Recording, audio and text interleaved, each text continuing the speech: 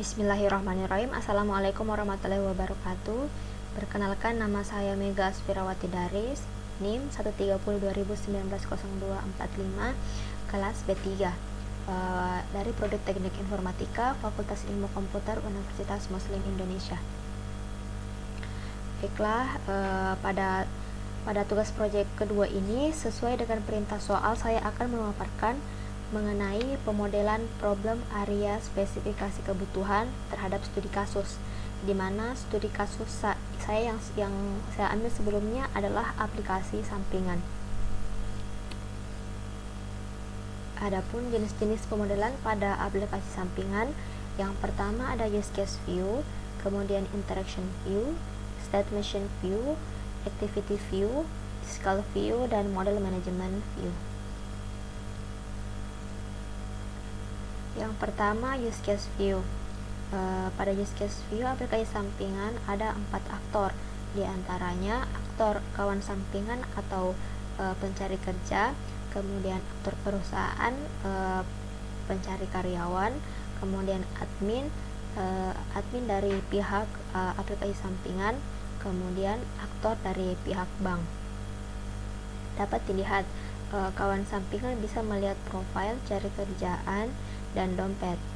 Nah, pada cari kerjaan ini ada penambahan perilaku berupa pekerjaan yang diinputkan oleh perusahaan yang dihubungkan oleh admin. Kemudian admin akan memberikan info pekerjaan kepada kawan sampingan.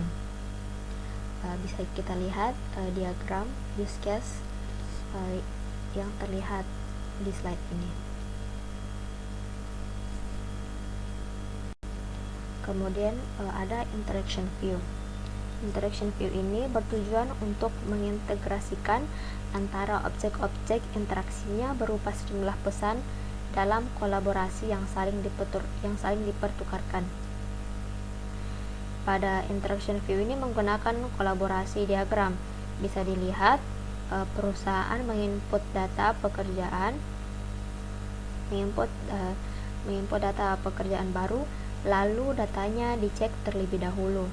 Kemudian pencari kerja atau kawan sampingan mencari pekerjaan melalui manage pekerjaan yang dikelola oleh admin dari aplikasi sampingan.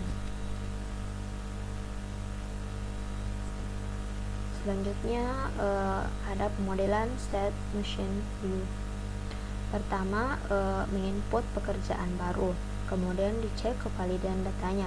Setelah dicek, data pekerjaan akan tampil pada info pekerjaan, sehingga si pencari kerja atau kawan sampingan bisa melakukan pendaftaran, kemudian dilakukan pengecekan data pelamar atau pencari kerjanya. Selanjutnya, pemodelan activity view. Untuk memodelkan komputasi dan aliran kerja yang terjadi dalam sistem atau aplikasi yang dikembangkan, pada activity ini menggunakan deployment diagram. Selanjutnya, physical view. Untuk memodelkan komputasi dan aliran kerja yang terjadi dalam sistem yang dikembangkan menggunakan komponen diagram. Komponen diagram ini mengandung komponen interface dan relationship. Pemodelan yang terakhir yaitu model manajemen view.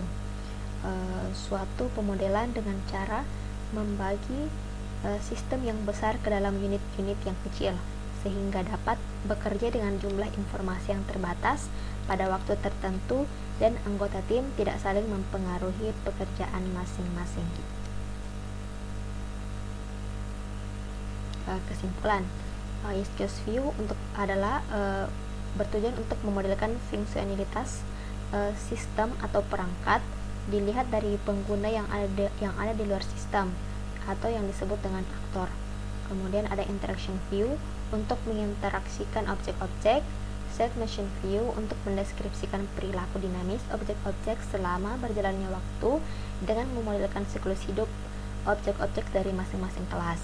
Kemudian activity view untuk memodelkan komputasi-komputasi serta aliran kerja yang terjadi dalam sistem atau aplikasi yang dikembangkan. Kemudian physical view untuk memodelkan komputasi dan aliran yang terjadi dalam sistem aplikasi yang dikembangkan.